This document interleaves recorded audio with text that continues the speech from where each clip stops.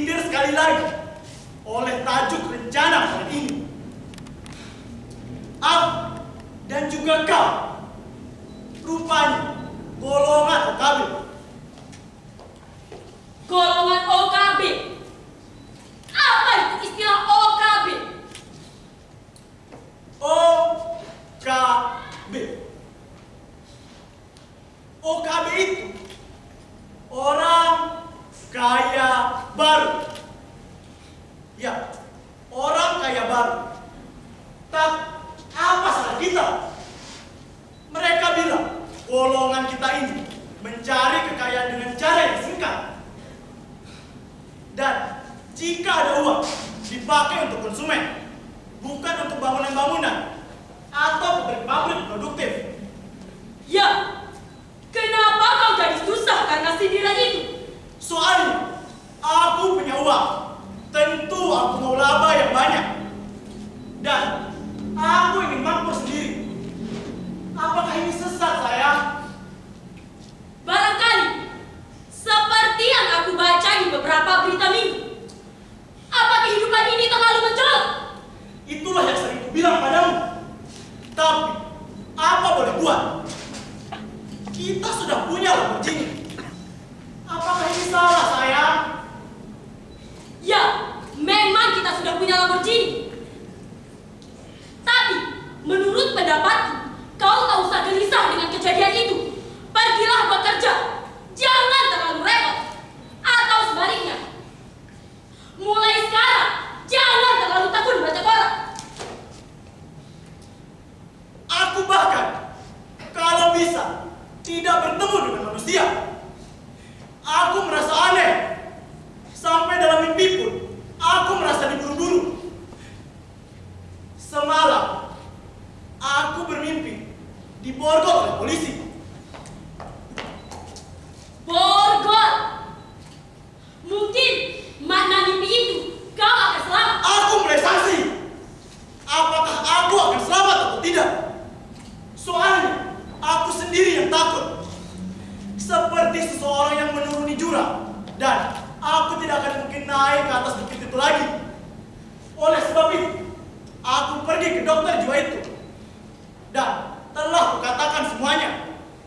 Apa kau telah mengatakan semuanya? Ya, telah kukatakan semuanya. Karena kemarin, aku melihat ada seseorang menanyakan hal dan tidak di kantorku. Oleh sebab itu, aku pergi ke dokter jiwa itu. Di hadapannya, demi Tuhan, aku mengakuinya dengan jujur. Lalu kukatakan kepada dokter itu, "Dokter, apakah dokter bersumpah atas nama jabatan? Dokter, apakah dokter tidak akan membuka rahasiaku ini?" Dan dokter itu menjawab, "Iya."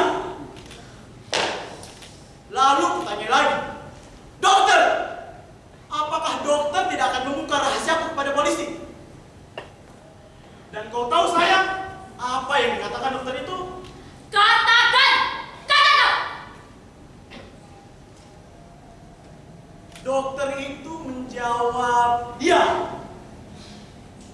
Tapi agak terlambat. Seperempat detik itulah yang membuat aku sangat tersiksa. Hampir saja tidak jadi membuka rahasiaku. Tapi telah kukatakan semuanya. Lalu, bagaimana kata dokter tentang kisah perempuan cantik yang hanya seorang pencuri di kantin itu? Aku tak ingat. Kenapa kau jadi gugup tiba-tiba? Oleh sebab itu, aku ditakdirkan dengan masa tua yang menentukan. Itu bukan takdir. Itu kemauanmu sendiri. Bukan, itu bukan kemauanku sendiri. Kau juga ikut membonceng kemauanku. Sudahlah, sayang. Jangan marah-marah. Maksud, kau juga ikut membonceng peristiwa-peristiwaku. Sebagai seorang istri, senantiasa ikut memikul tanggung jawab suaminya. Aku tidak mau ikut memikul tanggung jawab dosa-dosamu. Kenapa kau jadi ganas seperti singa betina? Kau yang mulai. Tajuk rencana koran yang kau baca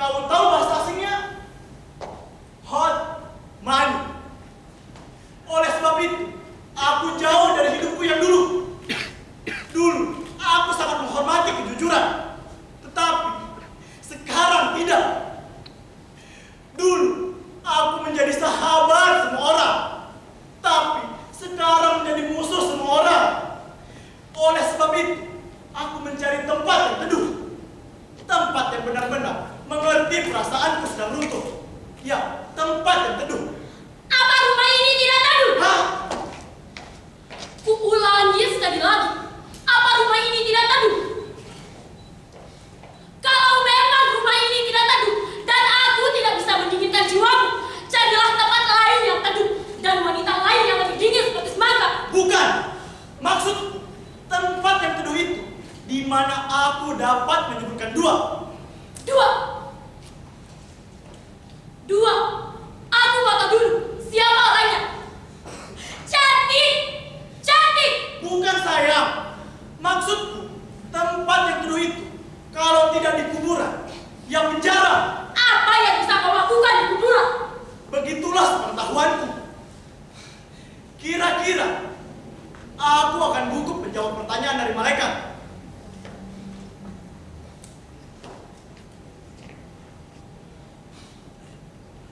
Hei Tabrin, apa saja yang telah kau lakukan di dunia?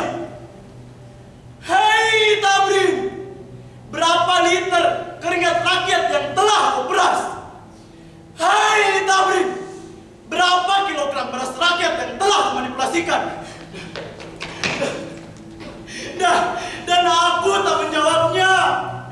Lalu aku ditendang ke neraka. Neraka terlalu panas buatku. Kalau tidak di neraka, ya penjara. Apa yang bisa kau lakukan di penjara?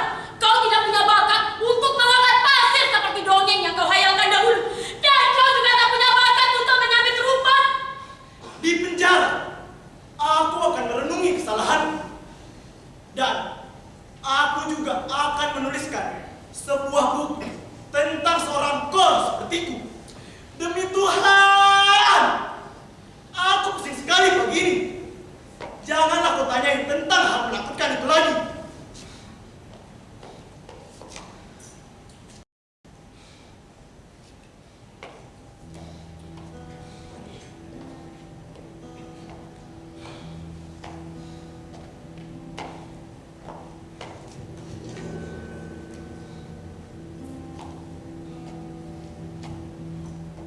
Mengapa kau? Tidak apa-apa. Lalu, mengapa kau berjalan ke utara, selatan, lalu duduk, lalu berjalan lagi? Aku sedang teringat sesuatu. Ketakutan ini membuat kita jadi semakin bodoh. Dulu, ya, ini kusebutkan karena aku teringat koleksi tasku. Ketika kita tahu seorang wanita cantik itu adalah pencuri, kita akan mendapat polisi. Tapi akhirnya kita takut dan kita kehilangan beberapa biji benda berharga. Kenapa kau membuka tiba-tiba? Aku takut padamu. Kenapa? Gerak-gerikmu seperti seorang jaksa di pengadilan. Dan akulah terdakwa. Hei, kenapa kau ulangi tentang pencuri itu lagi? Kita bisa gila akhir-akhir ini sayang. Oleh sebab itu, aku pergi ke kantor. Di kantor pun, aku akan duduk tertunduk karena takut melihat muka manusia. Dan setiap telepon berdering, ku anggap saja panggilan masuk. Masuk ke mana?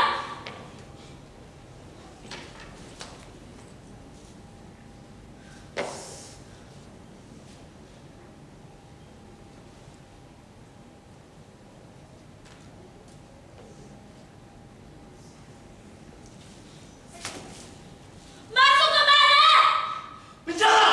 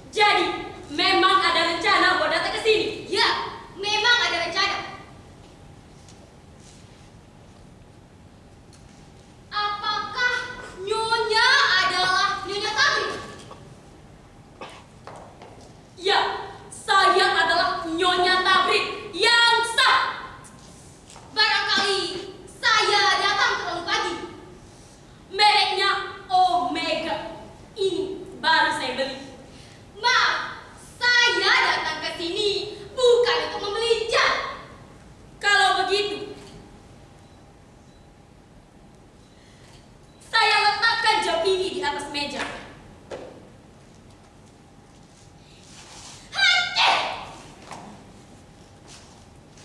Saya bilang iya. Maafkan kalau saya bersin sewaktu-waktu. Silakan bersin sewaktu-waktu. Tak mengapa.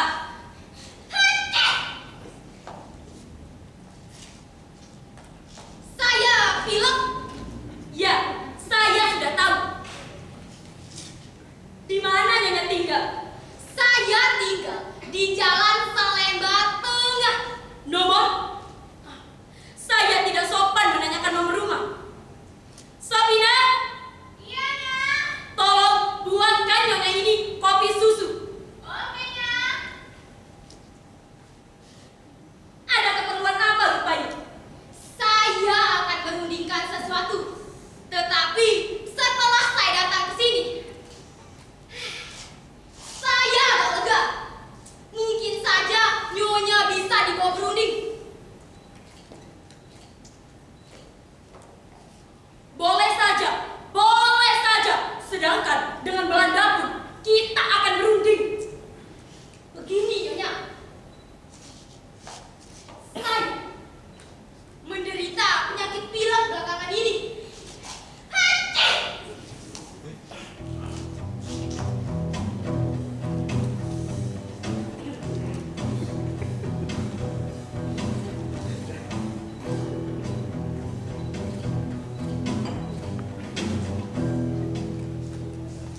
Kalau tidak, saya sudah datang ke sini beberapa hari yang lalu.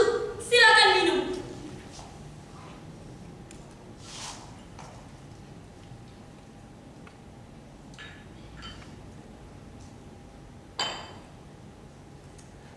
Saya gembira karena dapat menemui rumah ini. Saya juga gembira karena dengan kedatangan Nyonya, kita dapat berdiskusi tentang lelaki. Tetapi memang demikianlah, saya datang ke sini untuk mendiskusikan tentang lelaki, tentang kebohongan lelaki tentunya. Tepat. Hacit. Ya, tentang kebohongan lelaki, tentang seorang suami yang mengaku belum beristri, tapi tiba-tiba dia sudah punya. Begitu? Ya, memang begitu. Sebenarnya kita sebagai wanita tidak perlu cekcok karena hal ini. Kita bisa mencegah. Kenapa Nyonya tertawa? Tidak, jangan tersinggung. Saya membicarakan hal ini dengan penuh hikmat. Itu karena saya ingin penyelesaian masalah ini dengan jalan yang menguntungkan. Tapi saya tidak ingin kalau kedatangan Nyonya ini merugikan saya. Oh, sama sekali tidak.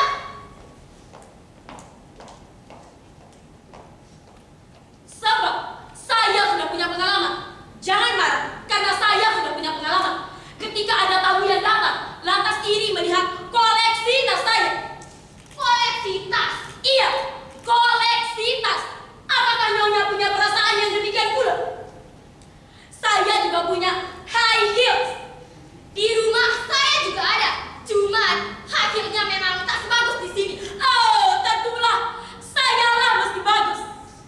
Begini Nyonya, saya tidak ingin persoalan ini menjadi bertele-tele. Saya juga tidak ingin bertele-tele. Saya ingin segala soal sampai pada sasarannya, yaitu penjara. Kalau perlu, kita jebloskan dia ke penjara. Saya sudah kesal dengan dia. Dia telah membohongi saya betul-betul dengan bukti-bukti yang cukup. Yang menipu memang mesti kita kebasah. Ya, saya ditipunya Nyonya. Kalau dia bilang secara sportif, tidak apa. Bagi saya, poligami adalah hal yang wajar karena hal ini diperbolehkan oleh agama Islam. Ya, tapi harus dengan syarat-syarat yang dipenuhi. Namun, dia tidak memenuhi syarat sama sekali. Dan lebih dari itu, dia berdusta pula. Nyonya mau kemana? Tunggulah, sebentar lagi saya akan pergi. Nyonya tunggulah di sini sebentar lagi.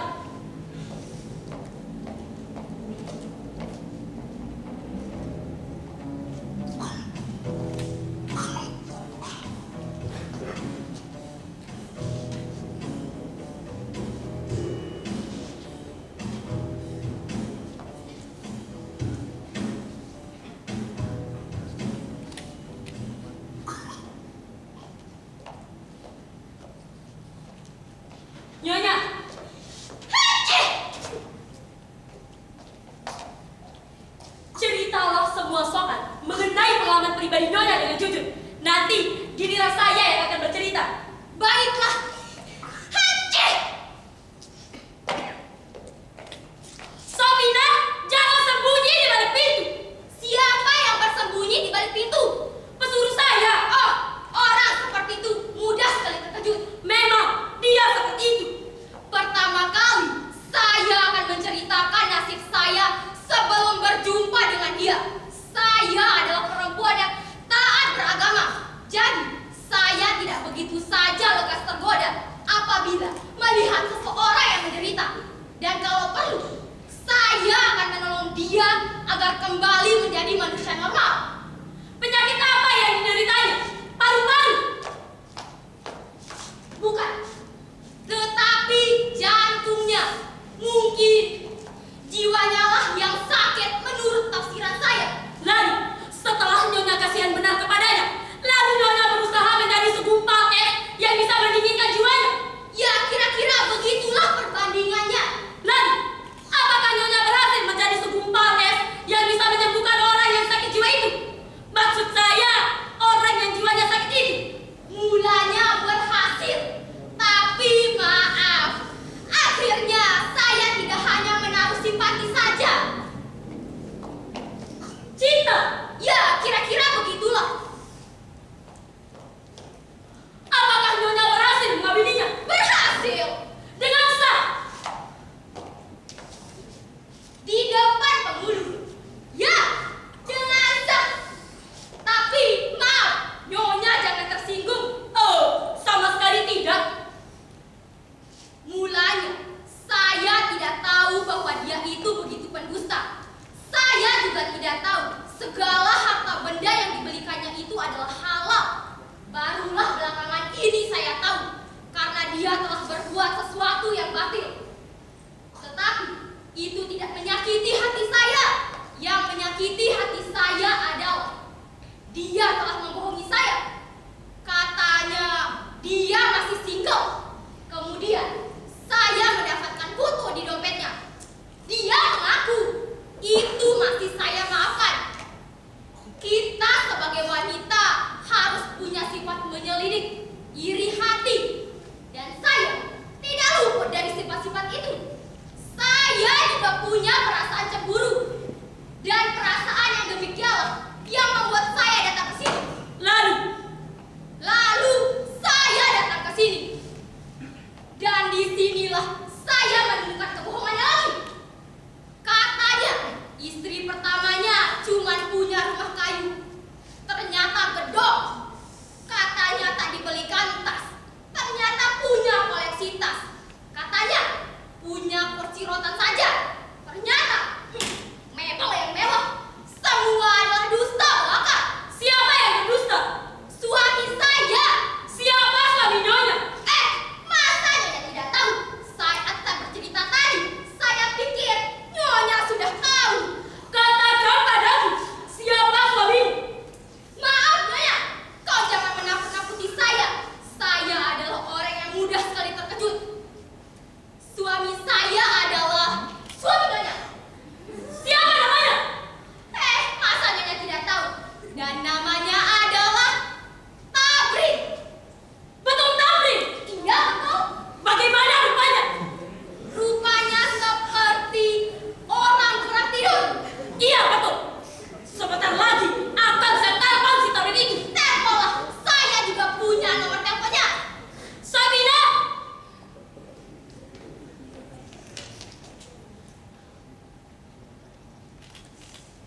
Apa yang Nyonya bisikan dengan pembantu itu? Soal pribadi. Tapi saya tersinggung. Cepat sedikit ya Bina. Iya, Nak. Nyonya memang manis. Tapi kita buktikan nanti. Saya akan menyatakan suatu kenyataan. Dalam hal ini kita lihat fungsinya. Dalam pengakuan Nyonya. Nyonya mengaku sebagai Nyonya Tamrin. Saya memang Nyonya Tabrin. Sayalah Nyonya Tamrin. Sayalah Nyonya Tabrin. Tunggu saja saatnya. Tunggu saja saatnya. Baiklah, akan saya tunggu. Jadi maksudmu kau akan menunggu di sini. Lalu saya akan pergi memanggil suami saya. Begitu. Terserah.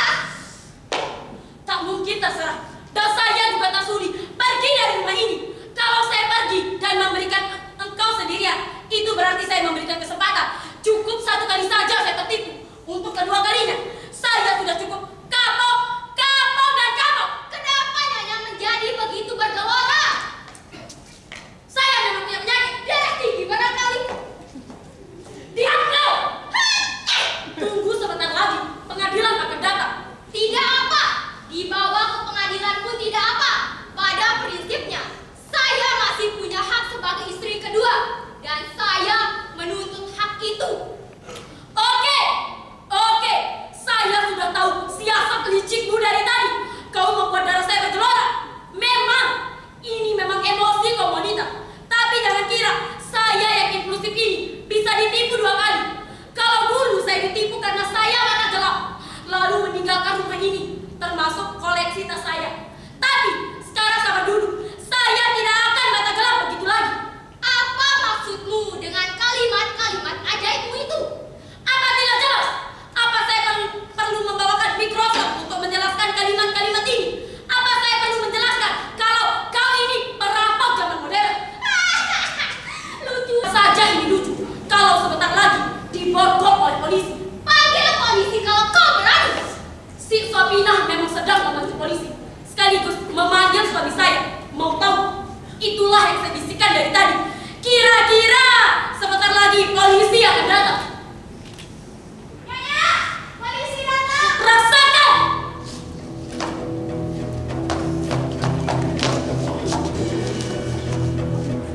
Tangkap dia, Pak! Tunggu. Ada apa ini? Tadi kau bilang boleh panggil polisi. Sekarang ini polisinya. Tangkap dia, Pak! Boleh saya lihat kartu penduduk Nyonya? Kartu penduduk saya tertinggal, Pak. Nah, mana pula ada perampok yang punya kartu penduduk. Jangan tanya-tanya lagi, Pak. Tangkap dia! Sabar Nyonya. Saya sudah tak sabar lagi, Pak. Tangkap dia! Tapi dalam hal ini kami memerlukan ketelitian dan kesabaran. Kartu penduduk saya tertinggal. Kau jangan gegabah menuduh saya rampok ya. Nyonya juga sabar. Sayang, Itu suami saya datang. Aku akan menampar muka si tabring itu. Apa? Kau akan menampar muka suamiku? Kau jangan gegabah ya!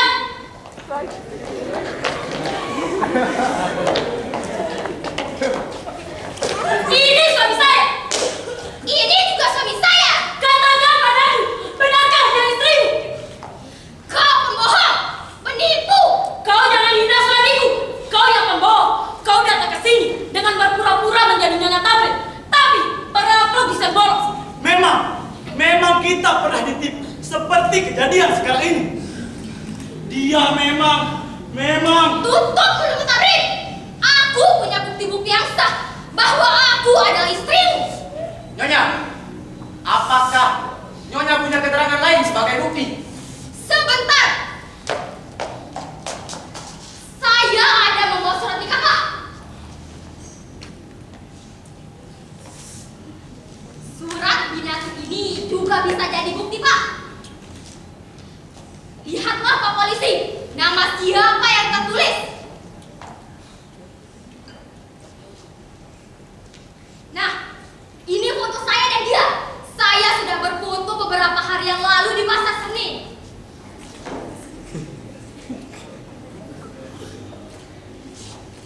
Dan bacalah, Pak Polisi, nama siapa yang tertulis. Ada foto saya dan foto dia di surat nikah ini. Pak, ini bukan perkara kriminal lagi. Ini sudah soal private rumah tangga. Dan saya akan menyelesaikannya sendiri. Baiklah, saya akan tunggu di luar. Kalau ada perlu, bisa panggil saya.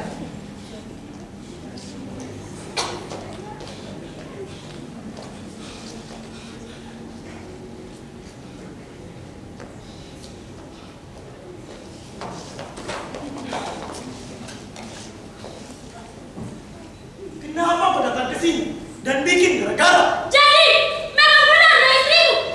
Kau telah membohongi dia dan telah membohongiku. Kau telah menghinaku dan hampir saja aku tertangkap kalau tidak membawa surat nikah. Kau memang lelaki mati. Aku minta cerai.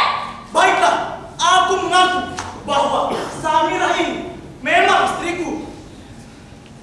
Tapi, coba sabar sayang. Jangan panggil aku sayang lagi. Aku tak sudi bersamamu.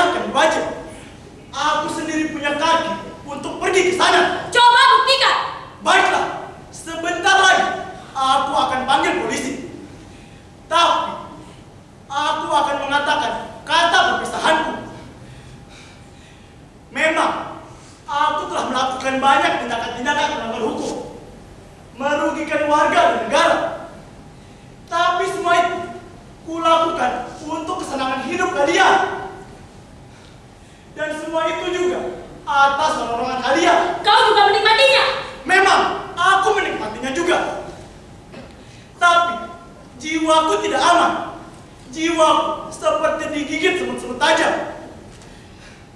Dan akhir-akhir ini aku sadar kawin lagi membuat tambah banyak masalah. Buktinya seperti kejadian sekarang ini. Aku juga mengaku aku seorang hipokrit, munafik, murtad dari negara dan bangsa. Kukira lebih baik kubayar dengan masuk penjara. Kalian memborokoti aku tiap detik. Tapi aku tak apa. Sebentar lagi aku akan menggunakan uniform oranye dan menyapu di jalan raya Seremba. Lalu kalian akan menontonnya aku jadi tawaan sahabat-sahabatnya. Kalian juga akan menertawakan aku dengan hina. Sebentar lagi aku akan panggil polisi. Memang kami tak butuh lagi orang macam kau. Biar kau makan langsung ke penjara. Biarlah kau dibokok. Panggil polisi tadi. Baiklah, sedetik lagi aku akan panggil polisi. Tapi aku akan menyelesaikan kata perpisahanku. Setelah aku diseret dari Adin, pihak yang wajib bukan hanya menjebloskanku ke dalam penjara. Mereka juga akan menyita mobil Lamborghini Mukiki, mobil Alphard Samira, koleksi berharga kalian, atau bahkan rumah ini, semua akan disita. Aku tak peduli. Biarlah kau masuk penjara. Panggil saja polisi tadi. Ah!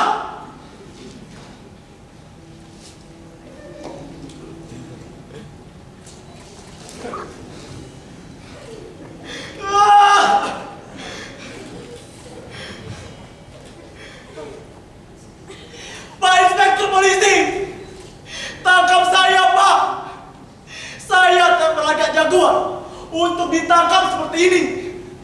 Tangkap saya, Pak. Cepat, Pak, tangkap saya.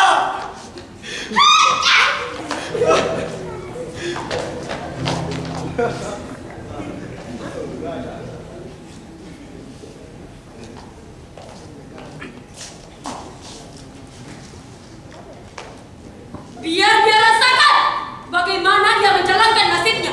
Kalau untung dia diborgol dengan borgol besi yang beratnya 4 kilo. Biar dia tahu diri, kita sudah dilukainya. Iya, biar dia kapok. Barangkali dia sudah sampai di kantor polisi. Barangkali sudah ditanyai. Barangkali tidak ditanyai, tapi langsung dikirim ke pengadilan. Tidak mungkin. Dia ditahan dulu. Dia dihadiri dulu. Kemudian hakim akan memutuskan berapa tahun dia akan dipenjarakan. Untuk untungan 15 tahun. 30 tahun saja tidak apa. Tapi hatiku menjadi sedih. Apa yang Nyonya sedihkan lagi? Aku memikirkan nasibku kalau Tabrin dipenjarakan. Bagaimana? Bagaimana nasib kita? Seperti yang dia katakan dalam kata perpisahan, rumah ini akan disita, mobil Lamborghini ku akan disita, dan mungkin koleksi tasku juga akan disita. Nyonya, katakan kepadaku sekali lagi. Apa yang Nyonya katakan tadi? Rumah ini akan disita, Tentu rumahku juga. mobil Lamborghini ku akan disita, Tentu mobil Alphardku juga akan disita. kita akan coba camping, Ya, kita akan coba camping. kita